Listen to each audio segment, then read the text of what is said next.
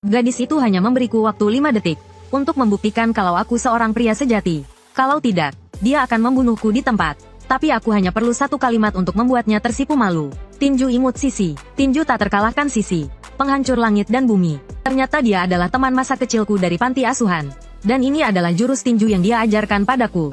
Bagaimana? Aku hebat, kan? Beberapa hari yang lalu, aku membangkitkan bakat kontrak tingkat 6S yang terkuat dalam sejarah. Tidak hanya bisa membuat kontrak dengan makhluk apapun, aku bahkan bisa mengendalikan tubuh dan jiwa mereka sesuka hati. Kupikir aku bisa membuat kontrak dengan sekelompok gadis dan memulai perjalanan haramku. Atau membuat kontrak dengan monster buas untuk melindungiku. Tapi kemudian aku menemukan kelemahan fatal dari bakatku. Yaitu, pihak lain harus sadar dan rela memakan permata kontrak. Semua orang menertawakanku dan mengatakan ini adalah kemampuan paling tidak berguna. Lagi pula, siapa yang mau menjadi budak orang lain? Saat aku mulai putus asa, teman masa kecilku, Su Jingyao, seperti biasa, memberiku semangat dan dukungan. Jangan menyerah begitu cepat, percayalah pada dirimu sendiri, dunia ini luas. Pasti ada makhluk yang bersedia kau kendalikan. Kata-katanya memberiku ide, aku segera memakan permata itu. Saat berikutnya, tubuhku memancarkan cahaya hijau. Benar saja, membuat kontrak dengan diri sendiri juga berhasil. Melihat itu, Su Jingyao langsung bertanya dengan cemas apakah aku baik-baik saja. Aku menjawab bahwa aku baik-baik saja. Dia akhirnya menghela nafas lega. Jangan lakukan itu lagi, kau membuatku takut. Lalu Su Jingyao bersiap untuk kembali ke asramanya. Karena besok pagi dia harus melapor ke tim patroli. Bergabung dengan tim patroli untuk melindungi rumah selalu menjadi mimpinya. Dan sekarang akhirnya dia memiliki kesempatan untuk mewujudkannya. Jangan terlalu sedih. Mungkin suatu hari nanti saat kau menjadi kuat, kau bisa bekerja sama dengan teman masa kecilmu yang imut ini. Meskipun aku juga ingin berjuang bersamanya. Karena kemampuanku yang tidak berguna, aku sudah ditugaskan sekolah untuk bertani. Mungkin hari ini adalah pertemuan terakhir kami. Aku sangat ingin memeluknya. Detik berikutnya, tubuhku secara otomatis maju dan memeluk Su Jingyao. Su Jingyao terkejut dengan pelukanku yang tiba-tiba. Aku juga sedikit bingung. Dengan wajah memerah, dia mendorongku menjauh. Meninggalkan kata hati-hati dan berlari kembali ke asramanya. Lalu aku mulai berpikir. Tadi aku secara tidak sadar memerintah diriku sendiri.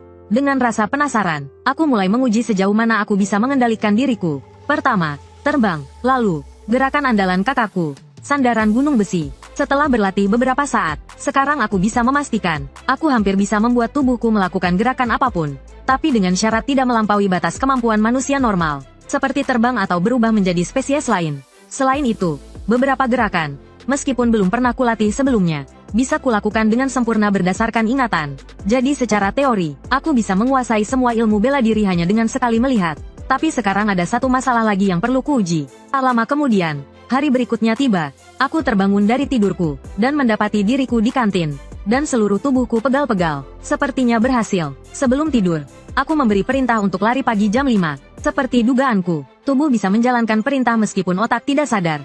Tiba-tiba, sekitarku menjadi ramai. Ternyata Luo Xiyu, primadona sekolah, datang. Kecantikannya yang luar biasa, segera menarik perhatian banyak siswa. Namun, saat aku menoleh, aku langsung ketakutan dan berkeringat dingin. Karena primadona sekolah yang kulihat adalah monster mutan raksasa. Dengan kulit manusia seorang gadis yang menempel di dahinya. Ia juga makan dengan lahap di depan semua orang. Tapi para siswa tampak tidak melihatnya. Dan masih tersenyum padanya. Luo Xiyu, yang merasa ada yang aneh, menghampiriku dan bertanya. Zhang Ping, wajahmu tampak pucat. Apa kau sakit? Melihat itu, aku memaksakan diri untuk tenang. Lalu aku bilang kalau aku cuma mimpi buruk tadi malam dan kurang tidur. Aku juga beralasan ada kelas sebentar lagi dan kabur dari sana. Tapi monster mutan itu masih merasakan sedikit rasa takut. Apakah ini hanya perasaanku? Aku merenung setelah lolos dari maut. Kenapa ada monster mutan di sekolah? Apakah aku salah lihat? Kalau tidak, pasti ada yang menyadarinya. Saat aku ingin melapor hal ini ke guru, ternyata gurunya juga monster mutan berlapis kulit manusia, dan sedang memakan seorang siswi. Kejadian mengerikan ini membuatku lari terbirit-birit. Kejadian hari ini membuatku hancur. Apakah ini neraka dunia? Tapi setelah kupikir-pikir, aku bisa melihat monster mutan setelah menelan permata kontrak. Jadi aku menelan permata kontrak lagi. Dengan harapan semuanya kembali normal.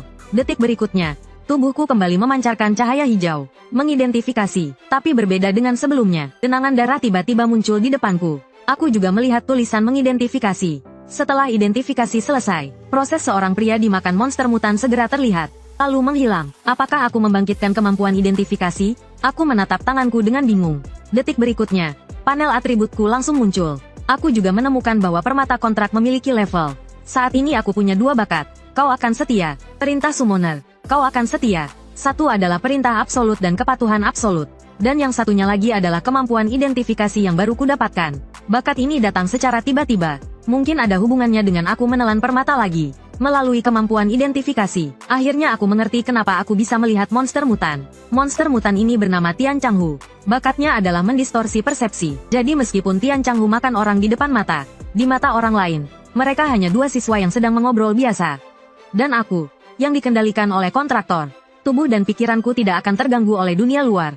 Ilusi apapun tidak berpengaruh padaku. Tiba-tiba aku teringat kemampuan Su Jingyao yang sepertinya juga berhubungan dengan pikiran. Mungkin dia punya cara. Jadi setelah pulang sekolah, aku berencana menemuinya. Namun, yang tak kusangka, mereka ada di mana-mana di jalan. Sebenarnya ada berapa banyak dari mereka? Tak lama, aku tiba di markas patroli.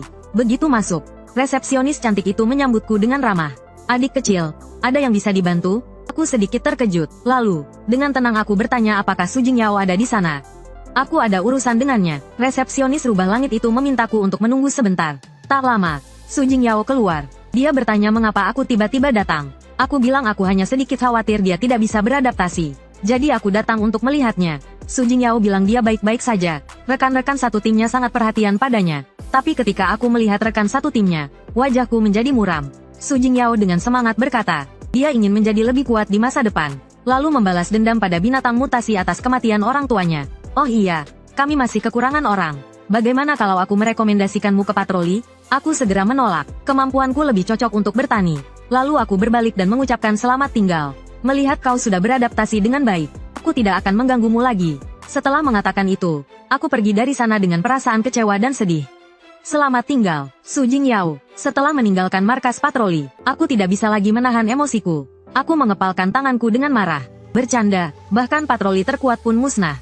Dan Su Jingyao, yang baru datang hari ini, juga tewas. Tiba-tiba aku berhenti. Pada saat itu aku akhirnya mengerti. Binatang mutasi telah menyusup ke seluruh kota. Dan semua orang di kota Mingzu hanyalah ternak yang mereka pelihara. Melalui identifikasi, aku menemukan beberapa informasi. Aku menemukan bahwa rubah langit berbeda dari binatang mutasi biasa. Mereka sangat cerdas dan pandai menyamar. Target prioritas mereka sebagian besar adalah kebangkitan yang kuat.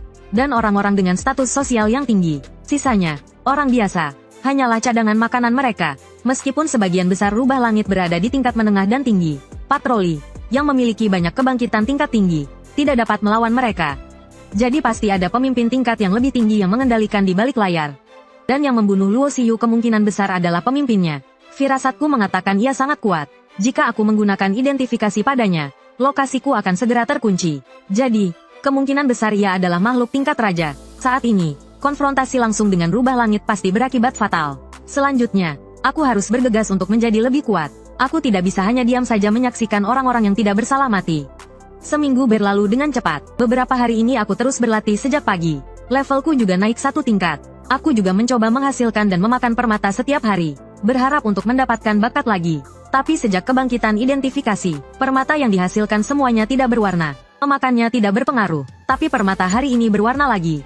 Hanya saja warnanya terlihat tidak menggugah selera. Aku langsung menelannya. Semoga kali ini ada efeknya. Saat berikutnya, tubuhku memancarkan cahaya yang menyilaukan. Kehadiranku berkurang drastis. Kecepatan gerakku meningkat pesat. Di panelku, ada bakat baru lagi. Nightwalker, memberiku penglihatan malam. Mungkinkah aku membangkitkan bakat baru setiap kali naik level? Bukankah itu berarti aku tak terkalahkan? Lalu aku bersiap untuk pergi berlatih. Aku tidak sabar untuk mencoba bakat baruku. Saat berlari, ku bisa merasakan penglihatanku lebih baik dari sebelumnya. Tiba-tiba, aku melihat sebuah cincin di tanah. Lalu aku mengambilnya dan mencoba mengidentifikasinya. Setelah beberapa kali gagal, akhirnya aku berhasil mengidentifikasi informasinya. Cincin pembunuh, membuat semua makhluk hidup secara tidak sadar mengabaikan pemakainya. Kebal terhadap pengguna yang telah terbangun tingkat lanjut ke atas. Bersamaan dengan itu, kilas balik kejadian pun muncul. Tak disangka, Luo Xiyu dan rubah langit abadi muncul di sini. Dan manusia bertopeng hitam di seberangnya pastilah pemilik cincin itu. Tapi di mata Luo Xiyu, dia pasti terlihat seperti manusia. Luo Xiyu adalah yatim piatu sejak kecil. Dan dengan kepribadiannya, dia tidak akan bermusuhan dengan siapapun. Maka hanya ada satu kemungkinan. Ada orang lain di kota Mutiara yang diam-diam melawan monster-monster ini. Sayangnya, pria bertopeng ini juga bukan tandingan Luo Xiyu. Tiba-tiba, terdengar suara rubah langit abadi dari kejauhan. Siapa di sana? Saat rubah langit abadi tiba, auraku sudah lama menghilang, dan ia langsung menyadari bahwa cincin itu hilang. Tapi bagaimanapun ia mencoba, ia tidak bisa mendeteksi aura apapun. Yang bisa menyembunyikan diri dariku pastilah pengguna yang telah terbangun tingkat menengah ke atas. Harus segera memberitahu Yang Mulia Pangeran. Sepertinya mereka sengaja meninggalkan cincin itu di sana. Mengembalikannya sekarang malah akan lebih mencurigakan. Lebih baik aku simpan dulu untuk sementara waktu. Setelah kembali ke asrama, aku menyadari bahwa kekuatan tidak hanya terbatas pada kekuatan diri sendiri. Tetapi perlengkapan juga penting. Tadi karena hari belum terang, ditambah dengan cincin pembunuh, keberadaanku benar-benar tersembunyi. Tiba-tiba, sebuah suara terdengar di kepalaku. Zhang Ping, cepat sembunyi. Mereka datang. Suara yang familiar ini. Su Jingyao. Detik berikutnya, Luo Xiyu dan Rubah Langit Abadi mendobrak masuk. Saat ini, yang terdengar hanyalah suara napasku. Luo Xiyu menatapku dengan senyum jahat, lalu dengan cepat mengangkat cakarnya untuk menyerangku. Tapi di saat-saat terakhir, ia berhenti, karena ia tidak merasakan sedikitpun fluktuasi emosi dariku. Jika aku adalah buronan, pasti aku akan melompat dan melawan. Dan ia juga tidak merasakan aura cincin itu. Maka ia memutuskan untuk tidak membunuhku. Tapi bawahan di sampingnya agak bingung. Yang Mulia Pangeran, mengapa Anda mengampuninya? Orang ini selalu lari pagi, tapi hari ini tidak pergi. Pasti ada sesuatu yang mencurigakan. Dan karena kita sudah di sini, bukankah lebih baik membunuhnya dan membawanya pulang untuk dijadikan camilan? Bukankah itu menyenangkan? Luo Xiyu menjawab, dia hanya sampah yang tidak berharga. Jangan buang-buang makanan. Mendengar itu, bawahannya tidak berani berkata apa-apa lagi. Setelah mereka pergi, aku baru tersadar. Untungnya, aku sudah memerintahkan diriku untuk tidur paksa, sehingga aku tidak menunjukkan kelemahan. Tapi sebelumnya aku seperti mendengar suara Su Jingyao. Apakah itu hanya halusinasiku? Tapi aku segera menenangkan diri. Lagi pula, yang terpenting sekarang adalah memanfaatkan waktu untuk menjadi lebih kuat dan membalaskan dendamnya. Saat makan siang di kantin, aku tiba-tiba mendengar teman-teman di sebelahku berdiskusi. Tim patroli menemukan mayat terpotong 2 di dekat sekolah hari ini. Dan mayat itu ternyata bintang kematian hitam, pembunuh bayaran terkenal dari kota Mutiara. Apa yang mereka bicarakan itu pria bertopeng tadi malam? Bahkan pembunuh bayaran nomor 1 bisa dibunuhnya dengan mudah. Kelihatannya kekuatan Luo Xiyu benar-benar tak terduga. Dengan mempublikasikan mayat ini, pasti ingin memperingatkan kekuatan yang melawan secara diam-diam. Mereka pasti akan lebih waspada dari sebelumnya. Aku harus segera mencari beberapa peralatan untuk pertahanan diri. Jadi, setelah kelas selesai, aku langsung pergi ke toko pandai besi. Namun, aku tidak menyangka, hampir semua toko pandai besi di kota dikendalikan oleh Rubah Langit Abadi. Tiba-tiba, panel memberitahu, keahlian identifikasiku telah naik level. Setelah upgrade, aku bisa mengidentifikasi nilai pertumbuhan seseorang. Anak muda, mau masuk dan lihat-lihat, barang-barangku sangat bagus. Mendengar itu, aku buru-buru menolak. Prioritas sekarang adalah menemukan toko yang tidak dikendalikan. Segera aku menemukan toko pandai besi lagi. Kamu tetap di sini. Segera aku menemukan toko pandai besi lagi. Kamu tetap di sini. Untungnya, kali ini aku mendengar suara manusia dari dalam.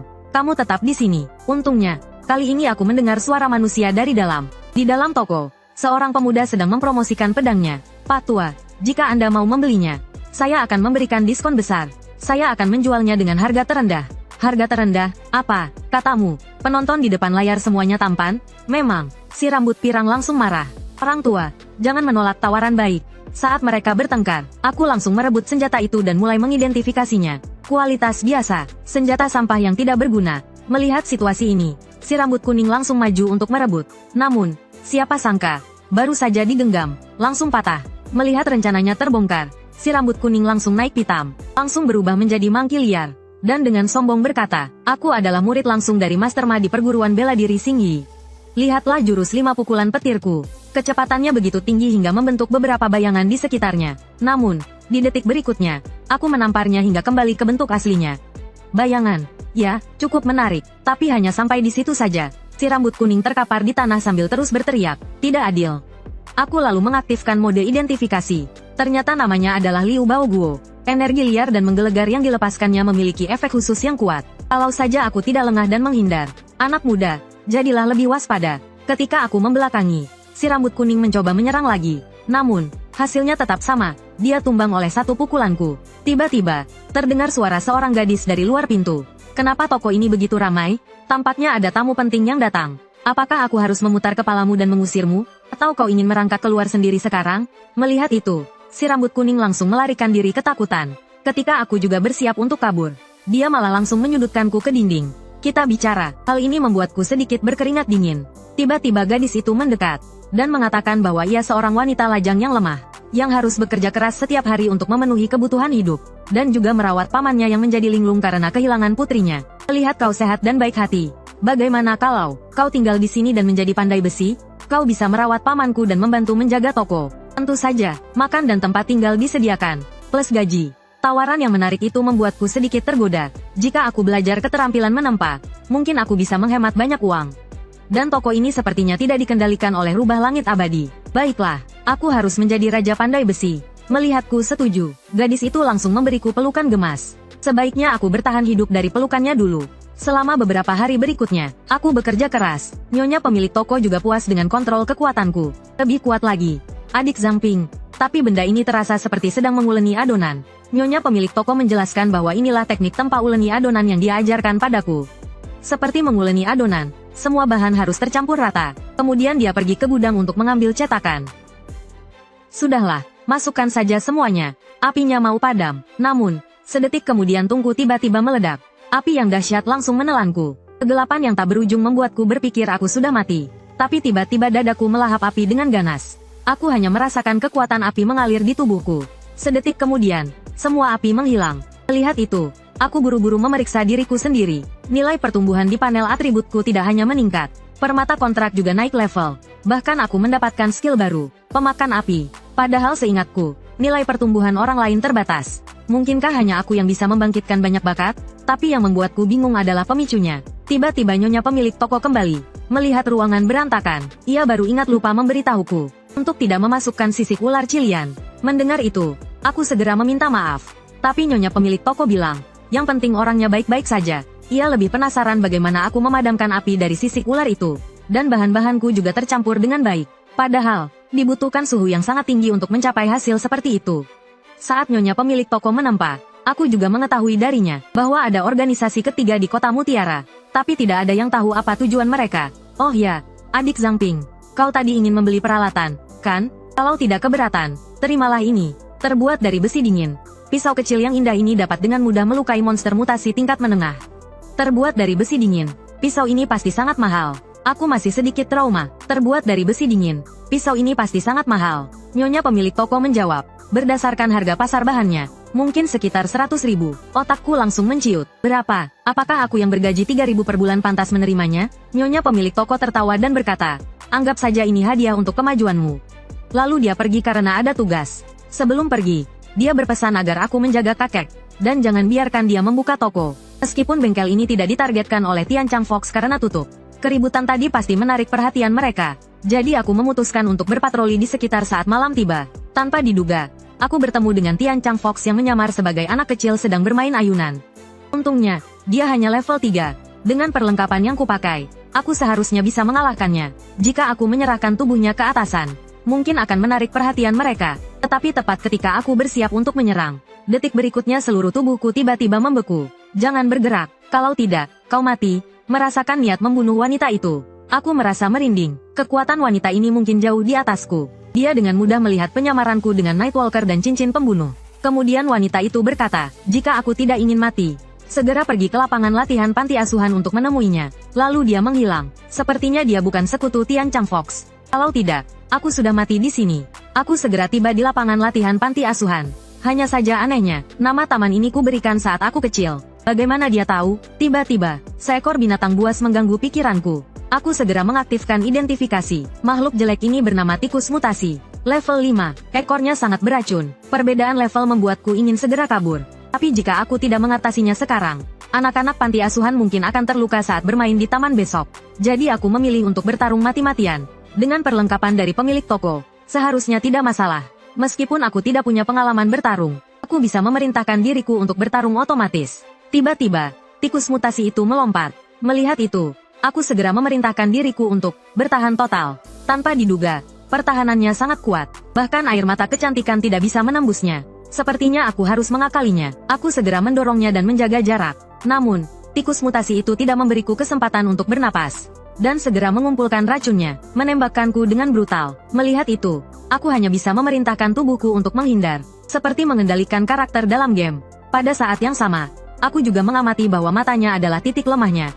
Karena hanya bagian itu yang tidak tertutup pertahanan. Tapi dia menggulung dirinya menjadi bola. Agak sulit. Namun, aku segera menemukan cara. Ku memberi diriku perintah untuk menggunakan tinju mutiara terang yang kulihat di buku sejarah. Tinju terang mengejar tikus. Jurus ini sangat kuat dan dapat memanfaatkan keunggulan ukuran. Untuk menghancurkan musuh kecil, serang duluan. Dia akan segera menggulung menjadi bola. Lalu bakar tikusnya. Saat dia menjerit kesakitan karena api yang nyaman, aku segera memanfaatkan kesempatan untuk menyerang titik vitalnya. Seketika, api berkobar di sekitarku. Ketika api padam, aku berhasil membunuh tikus mutasi. Level dan semua atributku meningkat. Benar saja, pertarungan nyata jauh lebih cepat daripada latihan untuk naik level. Saat aku berpikir kenapa ada tikus mutan di sini, tiba-tiba muncul genangan air di bawah kakiku dan menarikku masuk. Air macam apa ini? Menyeramkan sekali. Ku beri kau waktu 3 menit. Suara ini, wanita yang tadi. Seorang wanita berambut putih menunjukku dengan pedang es. Buktikan padaku kau manusia. Aku merasa tak berdaya. Aku memang manusia. Bagaimana membuktikannya? Masa aku harus nyanyi dan nge-rap? Atau mungkin dia sadar ada binatang mutan yang menyamar di kota. Dan karena sulit membedakan, dia memintaku membuktikan diri. Lalu aku bertanya, boleh minta petunjuk? Identifikasi gagal. Wanita itu berkata dengan dingin. Kau punya waktu 1 menit lagi. Aku berusaha keras mengidentifikasi informasinya. Hingga gagal 999 kali. Keahlian identifikasi dapat menentukan afiliasi target. Keahlianku naik level menjadi tingkat lanjut. Akhirnya aku berhasil mengidentifikasi informasinya. Ternyata namanya Liu Shisan. Peringkatnya mencapai level 28. Bakatnya adalah pengendalian elemen air. Dapat memanipulasi air minum biasa atau air di sekitarnya. Pantas saja cincin pembunuh dan Nightwalker tidak mempan padanya. Aku belum pernah mendengar tentang tim pembersih. Mungkinkah ini organisasi ketiga yang misterius itu? Tiba-tiba dia memperingatkanku. Hanya tersisa 5 detik. Aku panik. Benar, kau menyebut taman kecil ini sebagai tempat latihan. Berarti kau juga dari panti asuhan. Sama sepertiku, kan? Tapi aku tidak ingat ada orang bernama Liu Shisan. Pasti dia ganti nama. Aku teringat nama yang mirip. Apa kau Liu Sisi? Dia tampak terkejut mendengar nama itu. Sepertinya aku benar, tapi dia bilang itu bukan bukti aku manusia. Liu Sisi 3 tahun lebih tua dariku. Saat aku masuk Akademi Mutiara, dia sudah bergabung dengan tim investigasi. Hanya aku dan dia yang tahu, yaitu jurus tinju yang diajarkannya padaku waktu kecil. Lalu aku menyebutkan nama jurusnya satu persatu. Tinju langit runtuh bumi retak sisi tak terkalahkan. Tinju sisi terimut sedunia. Wajah Liu Shisan langsung memerah. Aku tahu, sudah cukup. Lalu dia bertanya pertanyaan kedua. Menurut data Akademi, kemampuanmu adalah kontrak permata. Karena tidak memenuhi syarat aktivasi, dinilai tidak berguna. Jadi, apa yang kau lakukan selama ini? Aku menjelaskan bahwa 2 minggu lalu, setelah memakan permata kontrak, aku menjadi binatang kontrak yang hanya bisa kukendalikan sendiri. Oleh karena itu, aku kebal terhadap ilusi binatang mutan manapun. Dan bisa melihat penyamaran mereka. Berdasarkan penyelidikanku, saat ini ada banyak rubah langit abadi yang bersembunyi di kota. Ku curiga satu kelompok telah menyusup ke kota Mutiara. Kemampuan bawaan mereka adalah distorsi kognitif. Liu Shisan langsung memegangku dengan semangat. Apa katamu itu benar? Aku menceritakan tentang pemilik warung sarapan di Jalan Leye, pemilik toko furnitur, dan banyak rubah langit abadi lainnya. Bahkan gadis kecil yang kau cegah untuk kubunuh tadi juga salah satunya.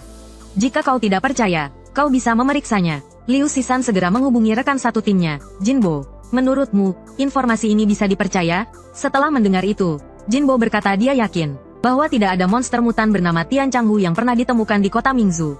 Namun, distorsi kognitif pernah muncul, dan cocok dengan deskripsi Zhang Ping. Aku sudah mengirim orang untuk menangkap 2 yang terbaru secara diam-diam. Mereka seharusnya segera kembali. Tiba-tiba, sebuah ledakan terjadi di belakang Jinbo. Ada apa? Anggota tim dengan cepat melaporkan. Ketua, pemilik kedai sarapan ini baru saja dibawa keluar kota. Lalu dia mengamuk, melepaskan diri, dan menyerang kami. Saat itu, istri pemilik kedai sarapan sudah berada di depan Jinbo. Melihat itu, Jinbo berteriak, "Cari mati!" Lalu, dia langsung meninju perut istri pemilik kedai sarapan. Istri pemilik kedai yang sudah tak bernyawa, dengan cepat berubah menjadi Tian Changhu. Jinbo segera memerintahkan, beritahu tim yang lain, untuk menangkap dan membunuh semua target yang baru saja disebutkan. Sementara itu, di akademi, Tian Changhu yang menyamar sebagai Luo Xiyu langsung menyadari bawahannya telah mati. Namun, dia tidak bisa menemukan siapa yang membunuhnya. Hal ini membuatnya sangat marah. Siapa yang bisa membunuh dengan cepat dan langsung menyembunyikan auranya? Siapa orang itu? Sementara itu, di ruang gelap, Liu Shisan akhirnya mempercayai semua yang kukatakan.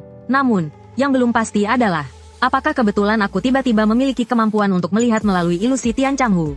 Atau itu jebakan yang sengaja dibuat oleh musuh?